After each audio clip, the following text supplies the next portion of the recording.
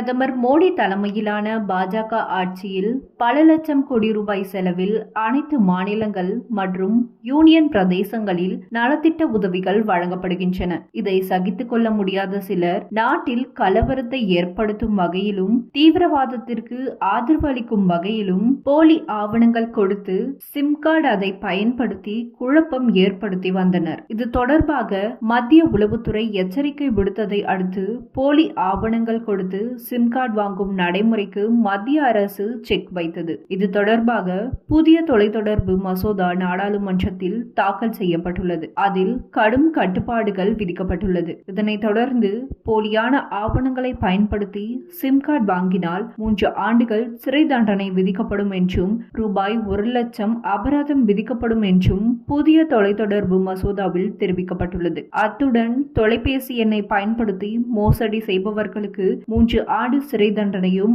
50 லட்சம் ரூபாய் அபராதமும் விதிக்கப்படும் என குறிப்பிட்டுள்ளது. வேறொருவனின் ஆவணத்தை பயன்படுத்தி மோசடியாக சிம் கார்டு வாங்குவது தண்டனைக்குரிய குற்றம் என அதிகாரப்பூர்வமாக அறிவிக்கப்பட்டுள்ளது. எனவே செல்போன் சிம் கார்டு வாங்கும் போது நாம் கொடுக்கும் ஆவணங்கள் முறையானதா என செக் செய்து கொண்டு கொடுக்க வேண்டும். அப்போதுதான் அது நமக்கு பாதுகாப்பாக இருக்கும்.